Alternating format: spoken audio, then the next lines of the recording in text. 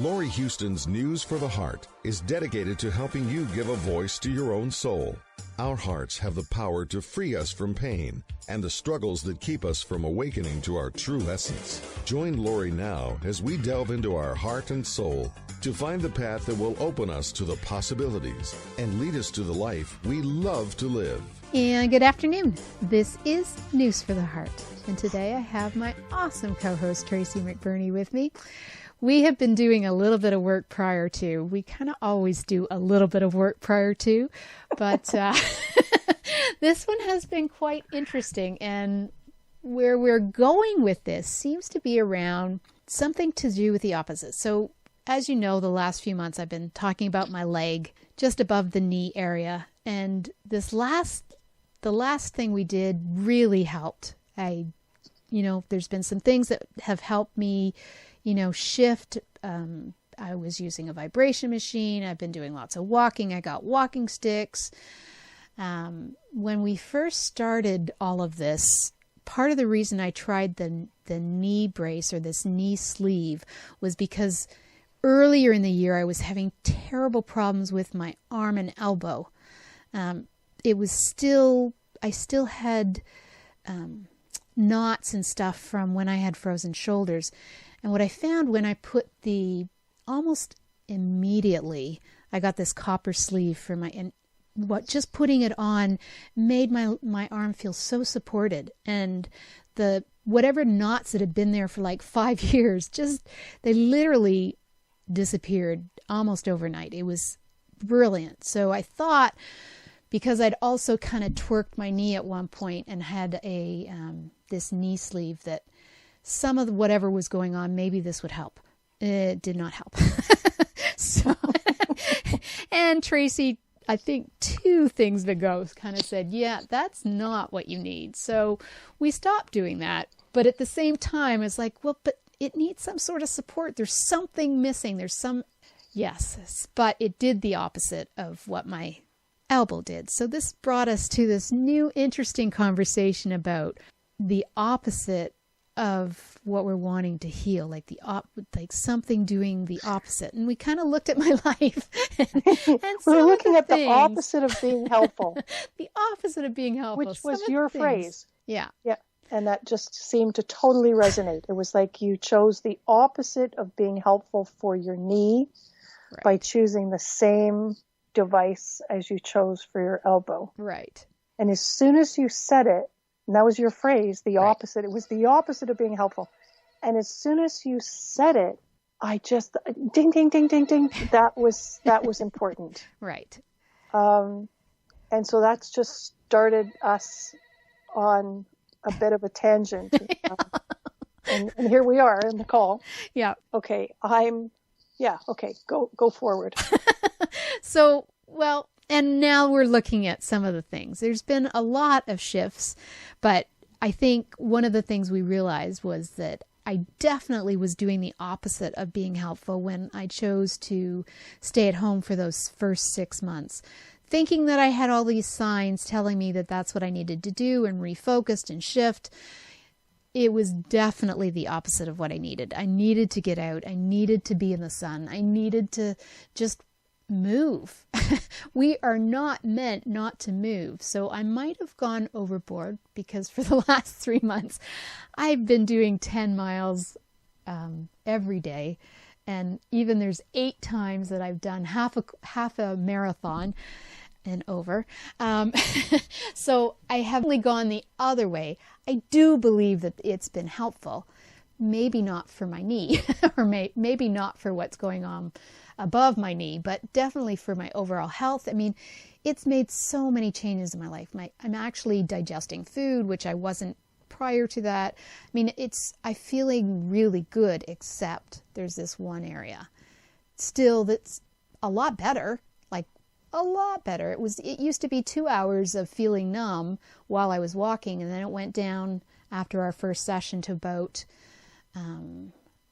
half an hour to an hour, and now it's down to like 10 minutes to 20 minutes. So it's definitely way better. It's just at night that it bothers me. In the beginning, the numbness would be gone by the evening. And now it's kind of, I don't know, it feels like almost And we also got into something about permanent damage. It almost felt like I'd done some sort of damage to my nerve endings because they felt tight and exposed almost. So we've been working on that, but I guess the big phrase that we came up with is the opposite of being helpful. And I think we've been doing that a lot. Like it's not just my life, obviously. I mean, yes. That's why we're bringing it up in the show. But we talked about masks and how masks are kind of the opposite of being helpful. There's all these things that we're being sort of told to do, and they're just the opposite. I mean, it was definitely the opposite of being helpful by staying at home. We need social interaction. We need the sun. We need to move. I mean, yes, they told us, oh, it's okay if you go for a walk, but it's like we need more. Like we need interaction. We need to have connection. And we've been, I think, the last little while, I mean, there's so much hate and there's so much segregation and there's just so much pain that it's hard like to feel that pain all the time. As an empath, and Trace, I mean, you're even more than me. It's like it's painful to feel that energy out there. Well, we are connection beings, right? So I love the topic of this. I was coming in completely cold. I was laughing. I was going, I have no idea what we're going to talk about today. I have no idea. The only thing I was given up was biological warfare amoeba, and I thought that was kind of cool. But so here we are with this topic, and we got to it because you just started talking about you and your life. Yeah. So doing the opposite of being helpful. And yeah, you're right. We've been, even in the greatest of lockdown moments, the insanity of telling people don't go outside. Right. Stay in your home. Which, stay away from the sunshine, stay away from the fresh air. Like just, don't go walk around the block. Oh, just do that for 10 minutes.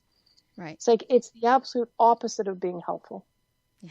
And even if we're wearing masks and out on the street, it's like we are still connection beings. Yeah. So being able to be out on the street, just saying hello to somebody. Yeah. But it was very interesting, especially during those first couple of months of the lockdown. It's like people were just kind of looking to the ground. True. It's like, don't want to look at people. Like somehow looking at people is going to somehow X-ray via some virus to them. I don't know what it was. It was just like, it was very unusual. Yeah. But it really was the opposite of being helpful. Yeah. Right? And the opposite of being helpful to our immune system. Yeah. Right? So, what we don't hear spoken about in the media is fear is quite detrimental to our immune system. And what's even worse is feelings of helplessness and hopelessness. Right. Even worse than fear. Which we all kind of went to through the fear. Right. We got depressed. And so then you just you sit with all of that. You go, it's no wonder you've got people that are standing up maybe with a placard in the streets, because that's actually more healthy. It's actually more healthy because it's literally saying, no, I'm gonna exert some power here. Now, it was interesting for me when I looked at it. That's not the type of person I am. No. So I was more the quiet person in my office. I'm introverted. So I was more the quiet person in my office who was doing a lot of work with Ho'oponopono, still do, a lot of work with decrees, a lot of work with prayer, a lot of work in meditation, just really coming into seeing a vision of what is the world that I would like to see forming as we are in this cocoon. Mm-hmm. And the caterpillar of us is dissolving and disintegrating into muck. And there's a butterfly that's starting to form. And what do I want? What can I envision for that? And as I'm doing something like that, I'm not helpless. Right. And I'm not feeling hopeless. I'm using my imagination to just kind of go, okay, what can I invent?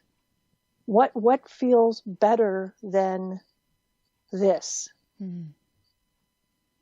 And so again, not choosing to do the opposite of being helpful to myself or to the world as I see it. Right.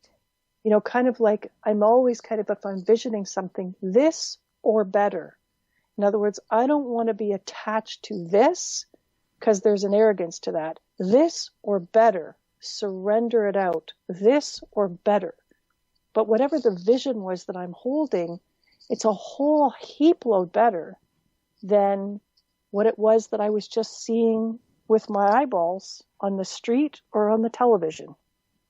So I don't want to be choosing doing the opposite of something that's helpful. Mm-hmm. I want to be doing something that is helpful, and doing something that's helpful that feels right and supportive to me and doesn't feel like I'm asking myself to make some sort of sacrifice that I'm not willing to make. Yeah. And I'm absolutely willing to make a sacrifice of time or financial resource or whatever it is to somebody who really has no money. I mean, I understand that in this house, but I'm putting limits to where the sacrifices are going to be coming from. So I think it's very interesting that we sat with this for you. Mm-hmm. I think it's also, before we go back there, because I do want to go back there, because then you took me in some amazing journeys. So we looked into your past, because I know that you were adopted, and so we went into some really interesting pieces of information here. But I want to also say the other exploration piece that we found for you was you saying to me that you thought, that you were really convinced that there was permanent damage here to the nerves in this area. And again, the ding, ding, ding, ding, ding. Wait a minute. First of all, one of the divine truths is everything is infinite, and therefore everything is possible always. So anybody saying something is permanent is a complete defying of, or an ignorance of that universal truth, divine truth. Mm.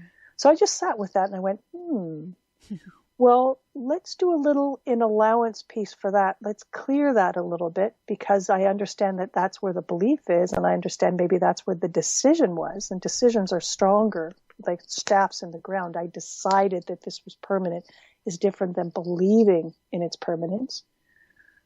And so we unwrapped that. Right. We literally, and then you said, wow, there's a physiological thing that's happening. I'm feeling whatever they were, sparks or whatever. There was some difference in the nerves.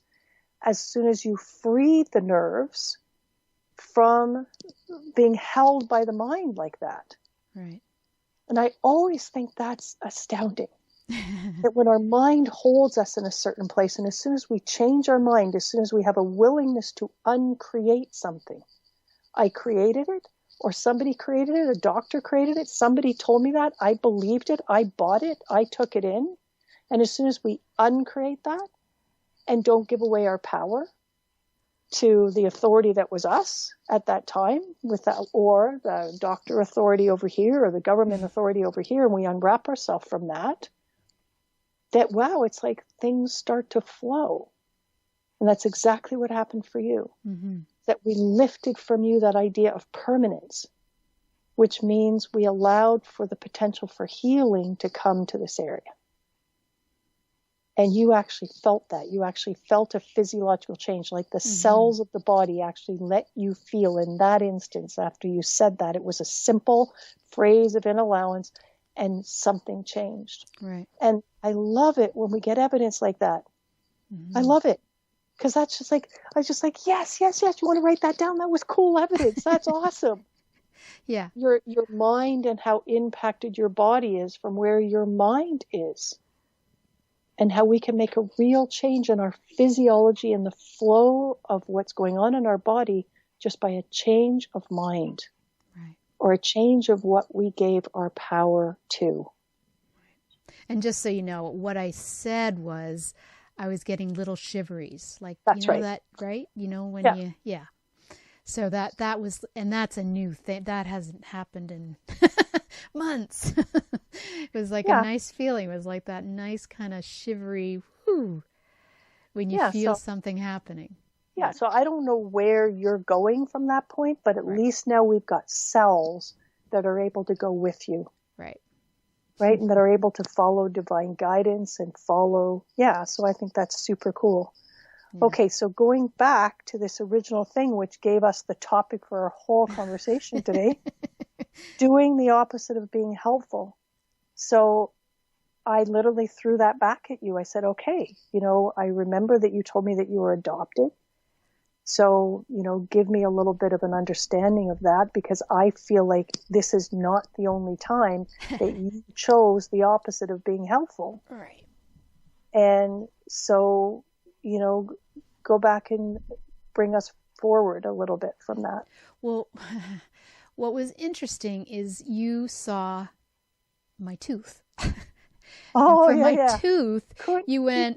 head off your tooth. Yeah, today. you were like, why am I focused on your tooth? And then you said the tooth was affected to kidneys and attached to your knee. And so we started talking about this horrific experience I had as a young child, kindergarten, playing tag of all things, and just somehow hitting my head. I think I lied and said it had something to do with the door, but literally I think I was just so embarrassed because I somehow banged my head against the wall. Like, I don't even know how it happened. I was like a kid, embarrassed, so embarrassed to say that I actually banged my head against a wall and cracked my tooth. So I think I lied and said, well, I was going through the door and the door pushed into my mouth. And I think that's what everybody else believed happened. It's not what happened. I think I was just so mortified that I actually somehow did that to myself. And we talked about the fact that I had just this horrifying experience. Kindergarten was a difficult year for me. It started probably before that, when I had, like at 4, my parents decided, because I had cauliflower ears, that they were going to do surgery on my ears to make them flat.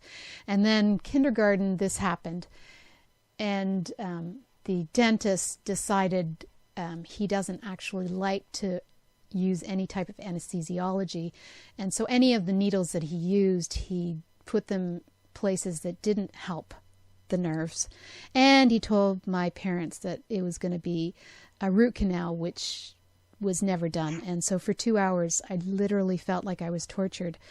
And then also that year, I counted once in my report, in my file, 13 times I was under general anesthetic because of my ears, which had to do with the fact that of the adoption, because my birth grandmother became deaf after getting the red measles. How that somehow turned into me every time I had an earache going to, the emergency and going under anesthetic and then coming out. I don't know how or why that happened, but I do know that I was terrified, total terror of the dentist and total terror of my anesthesiologist. Not like it was his fault, but I didn't like how he would do things, because 13 times it became a little bit of a too much. Needless to say, I do not like general anesthetic anymore. And I've only had it like once since, but yeah. Yeah, I could see why you have some judgment from that. Yeah. Okay, so here's a couple of things, right? Like, just play with me for a second. Right. The opposite of being helpful is banging into a wall. Sure. I was playing, it was tag. That was definitely the opposite. Right. And again, playing with me a little bit. The opposite of being helpful is continuing to eat something like dairy products when you know maybe that they're just not great for you. But I didn't know as a kid. But somebody should have known. Right. But the opposite of being helpful. Yeah. And I don't know, but a lot of the time you correlate dairy to ear infections, like continuous ear infections. That's what they say now, yeah. And then I kind of took it back. You literally told me a story about what was going on, as you had heard, in your mother's life. Right. When you were born. Right. And what was going on with your father and right. what he'd said. So the biological father, somehow I intuited, I think I might have even had a reading, something about it, but I do know that he was married and she was not. And I felt a deep connection that he said, basically, if you have this child, like if you keep this child, I will not be in your life anymore. And so she made the decision. She'd already made a decision with my half brother, but then 6 months later she got pregnant again. So I actually have a full sister that I've never met, but that's a whole different story. And then he left her. So yeah. Right. Right. And so if that story turns out to be true, 100% confident it is. You could understand how a little child picking up all of that energetically, because children are like sponges. Right. Why you might feel like an existence conflict around all of this. In other words, if I exist, then he's going to withhold support from her. He's not going to stay with her. Right. So she might want me, but maybe it's just best if I didn't exist. Right. Maybe it's just good if I just didn't exist, if I just took me out. And knowing also a little bit of her life, I mean, she literally lived in a home. It was a school for the deaf. And there were 3 sisters, and she was the only one that could hear. Like, she was the only one that wasn't deaf. So her whole life, she was never heard. So she went, when she got pregnant with my half-brother, she was still in Scotland. And then she came to Toronto. So she had him here. And then, I mean, it must have been a horrible life for her. I mean, I can't even imagine how tragic that would have been. So she finally meets somebody who gives her attention that she probably wanted desperately, but he was married and, didn't give her options. So she felt she didn't have choices, and I would have picked up on that for sure. Yeah. So that existence conflict, that maybe even death wish conflict, that, just not really wanting to be here. If this is what's going on and my father is going to play this game and this is what's going on, then maybe I just don't want to be here. That's a thymus. They call it a death wish. That's a thymus issue.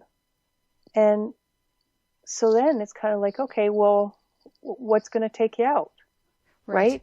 How much torture are you going to put yourself through? Like, do you understand what I mean? Yeah. And so to me, I'm only interested in truth. Right. But that's what I kind of think was going on. Oh, for sure. So you kind of trying to do what you thought was best for your mother, even though she couldn't see, definitely, and, making sure that she got the support then and the continued companionship, whatever that was. And so that was a long time ago, and it's amazing that those programs could still be in place. So I like playing the what if game. So what if that's true? What if that's true? First of all, now you're talking about inner child. And if that was a really painful time in your life, then their inner child programs and soul would be involved with those. So it's almost like what I would say is, we never really are able to step forward to fully heal something without cooperation from ego. And if something is inner child related, we're never able to fully heal something without cooperation from soul. Because if this is being held in time and space as inner child issue, it's almost like it was so painful at the time it was being experienced that it's almost like the soul just kind of wraps up the whole kind of tragic experience in a big ball of energy, kind of like bags it up, so to speak, with a string and a tag, get back to it later. We'll get back to it later. Inner child programming, inner child issue, inner child trauma. And so we're not really getting back to that later, like really getting back to open that bag of energy until we have soul saying, yes, it's time. It's time. She's old enough. It's time. She has enough spiritual footing. It's time. And do you feel the energy of that? Mm-hmm. See, I think we were supposed to wait for this, for the call. Because we didn't get the soul part yet. Yeah. And this is a moment where we have ego, because ego definitely experienced all of this. This is where we have this beautiful wholeness connection with ego and soul and all levels of mind, your divine highest intelligence, everything here in wholeness, allowing for divine light and love, new guidance and perspective to come in. To the child that was you, that saw things in a certain way, never wanted to do harm, had a willingness to give up life to ensure that no harm would come to those that she loved, even for a little amount of time. So it's almost like a connection to that Hippocratic oath, so to speak, first do no harm.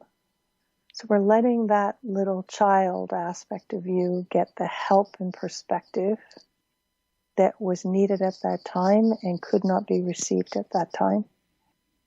Too traumatized at that time, too needing to just make something better, to be able to sit quietly in the stillness. And if that doing the opposite of being helpful to you is a pattern that goes back farther than you, so it was easy to grab onto that, then we're allowing for the expansion of healing to go even beyond where your inner child aspect was. We're also recognizing that there have been times and the adult aspects of you, the more grown-up aspects, where the same issues have come up.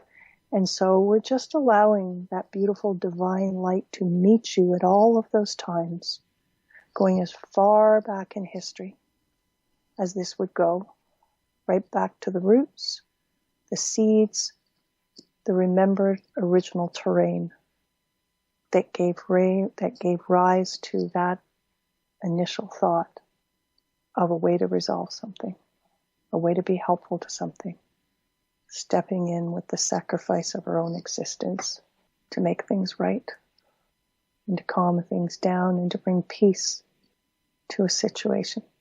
But there would never be pure peace that would ever come to this situation with the resolution of the conflict coming from that place, because that would not have been a God thought, so to speak. Really nice. Big shifts. Where are you feeling the shifts in your own body? My heart, just like around thoughts and in my head, and I definitely feel stuff going on in my leg, but my heart, like it just feels more open. Yeah. Free. Your heart was very troubled by that time. Yeah. I kind of like to avoid talking about that time. Yeah. I mean, I talk about it, but I don't know that this was a deeper place than we went before. Yeah. And very troubled by the fact that you could be the reason for this discontent, that your very existence could be the reason for this upheaval and this war and this battle and your mother's needs not being met and them not being able to be together and harmony not being able to. It was just like, no, I can't be a part of this. I don't want to be a part of this. I don't want to be the reason. I don't want to be the reason why there's no harmony here. I don't want to be the reason why there's discontent, why there's battle, why there's war, why there's disconnect, why there's separation. I don't want to be the reason. Which kind of brings us back to this time. Yeah. Right? Yeah. And so the all of the energy of this time, and look at what it's brought forward for you. Look at what it's brought up. Yeah. That you would have just rather pushed down and kept going. Like, keep calm, carry on, and keep that push down, the mug should have said. Push it down, keep calm and carry on. Right. Suppress. But when the government made decisions that they made and you followed them for the amount of time that you followed them, and really saw the negative consequences, really saw, the existence of your life just being so compromised. Mm-hmm. There was a little bit of a wake up to what you were allowing authority to guide you to do. And it was taking your life. But it wasn't until right now that we saw your willingness for that life to be taken. So we're correcting that. And I notice I'm not counseling you on this. No. I would have no idea what to say to you on this topic. That's why I keep saying, hello, let's bring in divine hug. Let's bring compassion in from the heart of the universe. These are the real therapists to me, not me. Well, you do embody compassion, Trace. Oh, I'm just totally, I would like to be that. And non-judgment and all of those things where I can. And if I can't, then I'm not working with that person. Because I can't, because I'm not the right person to be in the presence of that person, because I can't hold that space, which means I have personal work to do on myself that I cannot hold that space. Yeah. I'm saying yeah because I recognize that may have been something that was happening with me too. And I think somebody keeps asking for help and I'm like, I honestly don't know how to help you. Like I really, really don't. I don't think I'm the person you need. Well, those lovely questions, could I, should I, would I? Right. Do I have a divine role here? Like, do I have a divine role here? Because sometimes the divine role is for me to pass on a phone number. That's it. Like, that's my divine role. I'm not interested in stepping in to be helpful if it's not my divine role. Because that's stepping on somebody else's terrain. It's muddying people's waters. And maybe in this instance of whoever you're talking about, you're in some mess yourself. You're in some mess yourself that's just so identical to what's going on for them. You can't see. You can't take them anywhere. Right. Which means you're just going to be in a codependent relationship with that person if they step into your world, because you have nowhere to lead them. You can't pull them somewhere. Right. You're not seeing a little higher in that moment. And so their presence in your life might have absolutely brought this forward, because that would have bugged you on some level that you couldn't help them. Yep. And then on some level you were leaving them with no help or saying no. Yeah. And it's like, and that would have been troublesome. Mm-hmm. Especially when they kept saying, oh no, you are helping. It's like, I'm not. I'm like literally not. If we're arguing while we're doing a session, that's not helping. It's not helping me. It's not helping you. Yeah. Yeah, but maybe it was helping you to get here. And that it is okay to say, you know what, I can't help. Well, I mean, to me, it's like with some of the, I don't feel anymore that I ever do say that, because I can always help by saying yes to divine compassion coming down from the heart of the universe. Right. I can always help by saying, please say yes to a divine hug coming to the you that's so troubled with this or this or this. So my heart is much happier these days. Like if that's all I can do, right, is say, please say yes to a divine hug. Then I know what I've done is I've hooked them up with divine therapy, and that's a great tool. And I've hooked them up with one of the best therapists in divine compassion coming from the heart of the universe, and all they have to do is say yes. And then divine compassion for me that had to say no, except to reach for those tools. That had nothing more to share, nothing more to offer, couldn't see another thing but those tools. Thank heavens I had those tools. Thank the universe. Thank Source that we had those tools to help us out when nothing could see, when no one could see. Yeah. So it'll be interesting. So have we cleared the need in the programming for doing the opposite of being helpful and needing to do that? Yeah, we have. So you're still sitting in existence conflict? No. And just to clarify that for the people that are listening, I just know this from sitting in classrooms. Chinese medicine talks about the kidneys and their connection to knees, the kidneys and their connection to eyes, and the kidneys and their connection to ears. What Chinese medicine has never said, to my knowledge, is the connection to the teeth. But what I learned is that the front 4 teeth connect into kidney and the bottom 4 front teeth connect into kidney energy. And so today I was just fixated on that one tooth, and you and I have been together numerous times, and I've never even mentioned it, nor have I noticed it. But today it was like my eyes could not stop noticing that one tooth. And that's the tooth that I broke. Yeah. Just so you guys know. That's how all of this started. Well, it started with the leg, and then it went to the tooth. It was just a very interesting flow of information that brought all of this all up. Because, And what happens if there's still, I know you've had somebody fix that tooth, repair that tooth, new cap put on that tooth, whatever. But what if, just play the what if game again. What if there was still energy trapped there in the tooth, in that whole area, which is maybe one of the reasons why I was recognizing it. Right. And it's still there. Oh, I'm sure. And one of the reasons it's still there is because this dentist who tortured me, if we ever had an idea that now it was his responsibility to make this better, or we're waiting for him to be arrested, we've got some idea, some agenda, right? Like this will sort itself after he's arrested, after he gets thrown in jail. This will sort itself after somebody catches him.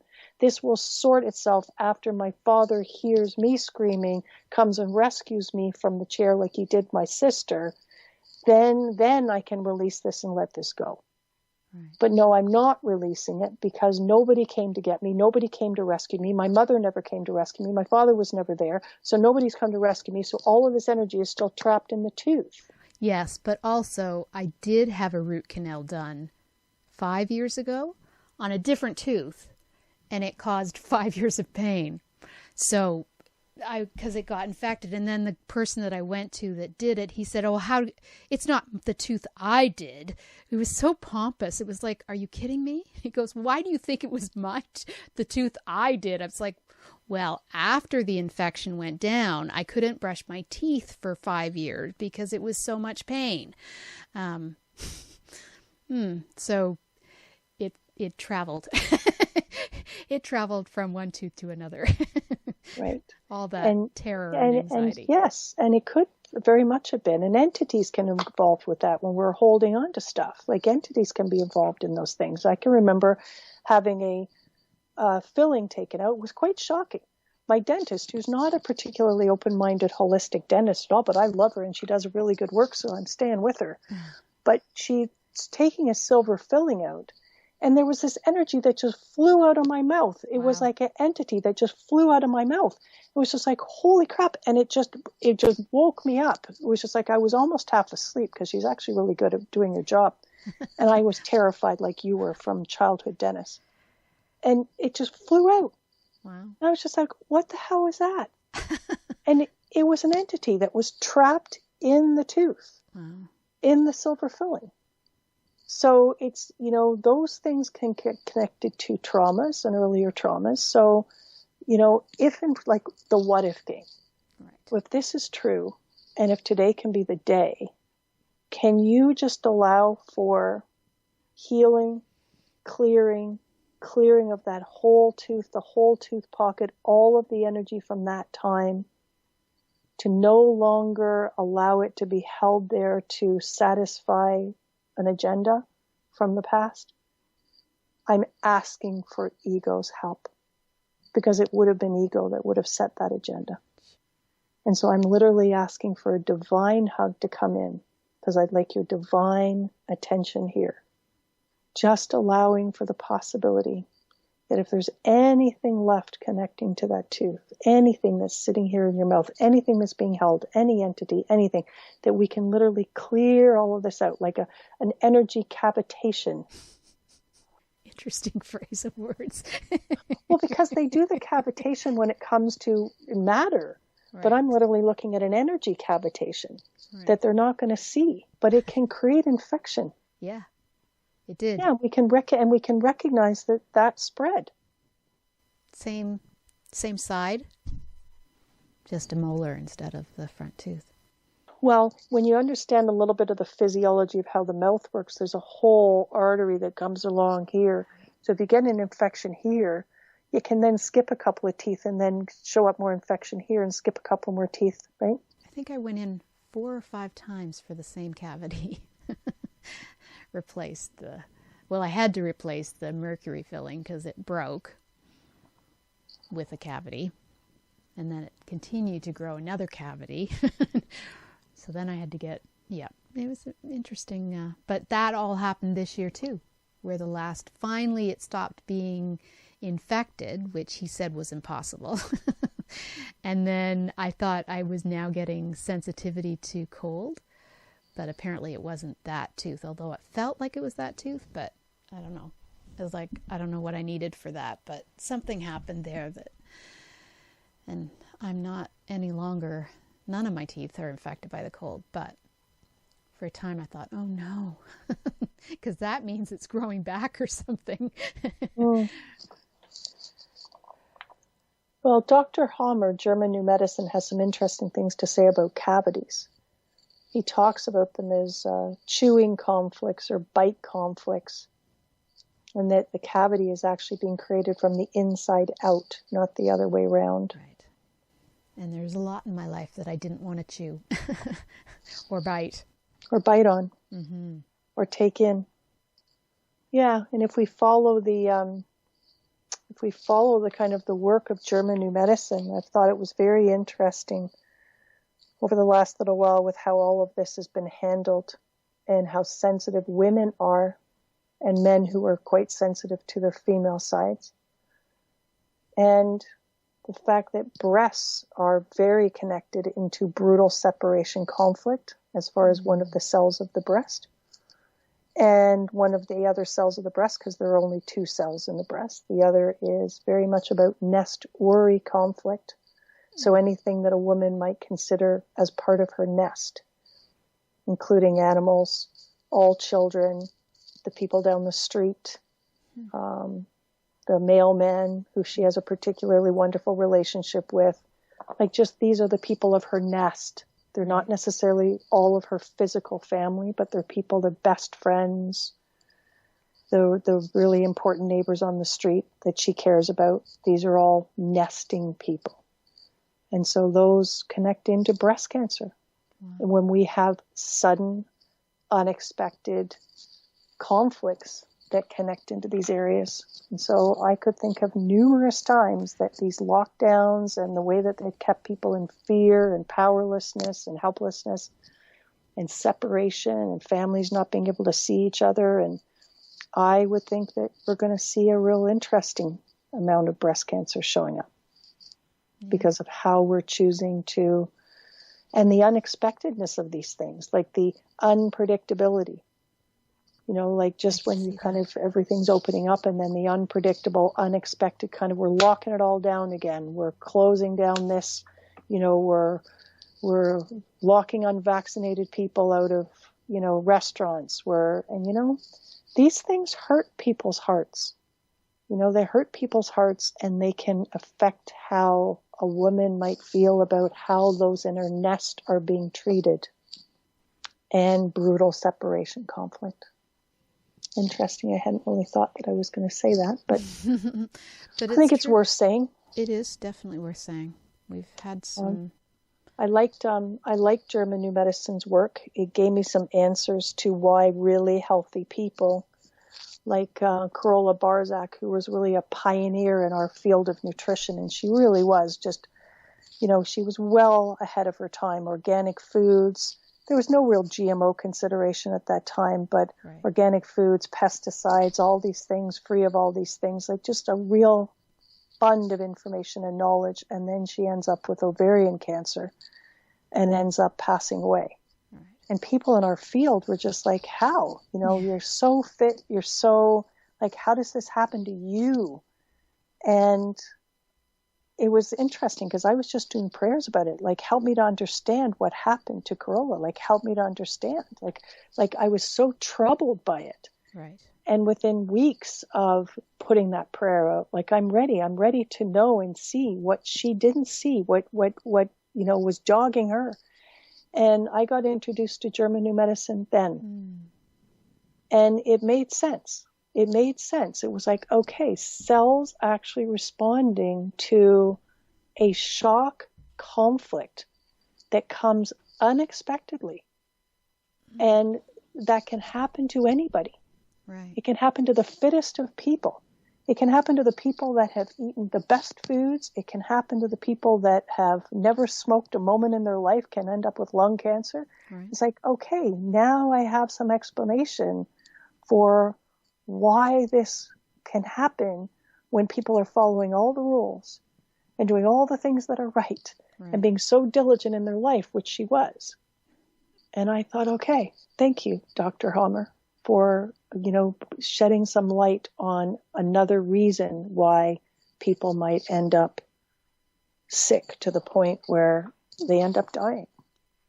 And it's, once you've learned some of it, and I would say it's a complicated field.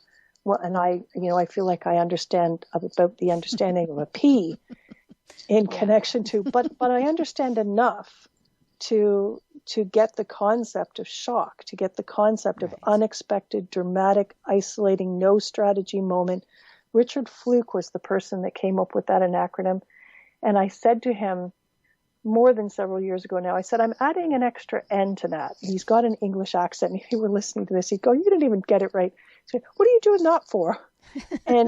And I'd say, because there's a neurology to this. There's actually neurology that happens to somebody who has one of these shocks. And people normally remember that. They remember the neurology. They remember that moment where they feel like they're going to collapse and the blood's just kind of rushing out of their veins. They remember the moment when they're shaking at the side of the road. They remember the moment when they're lashing out unexpectedly, or when they're crying uncontrollably. Like, they remember those moments. And sometimes that's exactly what I need to get them to go find, to get that exact shock moment, so we can get that divine involved, their own divine involved in that shock, and a strategy coming from that place. And I like saying this right now. I don't know who's going to listen to this, and I don't know why I have no plan to be speaking about this, and I don't know who's going to be listening, but that's what I do in my office. That's what I do in my office. If somebody's on a Zoom call and that's what's going on in their life, and they've been diagnosed with some sort of cancer, I want to get their own divine, highest intelligence light involved in that moment of shock, so that the light of them can design the strategy for the 100% coming out of and resolving of that situation. Which again means cooperation from ego, because ego would have been right there, helping with the strategy. And a strategy designed by ego and what I call middle self-mind is never going to be a 100% resolution of anything. It's only going to lead to what I call hanging healing. Say that again? It's only going to lead to what I call hanging healing, meaning, hanging healing. Okay. It's almost like everything's resolving, and then something happens and you get triggered right back into the shock again 5 years later or 6 years later, and you're right back to square one. That's what I call hanging healing. Okay. It's like it hasn't been resolved, and it hasn't, it's like the resolution is only going to come from that divine light within, helping with that, or what some people might call the God source, or whatever that is, coming in to deliver the strategy that is followed to be able to resolve that. So I don't know, maybe I'm thinking about women right now, women that might be having things like ovarian cancer right now, which is loss conflict according to his work, breast cancer. I mean, I can see that this whole pandemic would have brought up, an extraordinary amount of these things for people, and shocks. Because, as far as I'm concerned, that's what our government has been very good at doing, is shocking us. And personally, I believe that I think this vaccine that is supposed to be protein spikes, that cancer cells are going to say, this is not supposed to be in our body, so we're going to try and eat it, just like Candida tries to eat things that are not supposed to be in the body and gets out of control. I think that's going to be a big problem in the next little while. Yeah, you know what? I hadn't really thought about Candida. Candida's really good about eating things. Right. And I think that's what cancer tries to do. I mean, it's not, it gets out of control and it's not good for our body. But I don't think its intent when it does something is not, it's not to cause that trauma. It's to eat something. It's to get rid of something that is hurting us, and it changes our cells and stuff. I don't know enough about physiology, but that's what I feel. Whether maybe it's candida. Well, Hamer's work would say the reason why the cells are changing, let's say they're growing, like the cells are proliferating, growing, tumors, whatever. He would say it's because they're filled up with energy. They're filled up with the energy of the unexpected moment. They're filled up with that moment, that shock moment in time, with all of its emotions and all of its beliefs, both positive and negative. It's just the whole moment is now sitting in the cells, and the cells are now replicating. Right. Now it's either they're replicating or they're just being destroyed. But at the, because you've got the lung, you've got the ulcers. Same thing. You've got the conflict, you've got the unexpected conflict, but now it's eating away at cellular structure.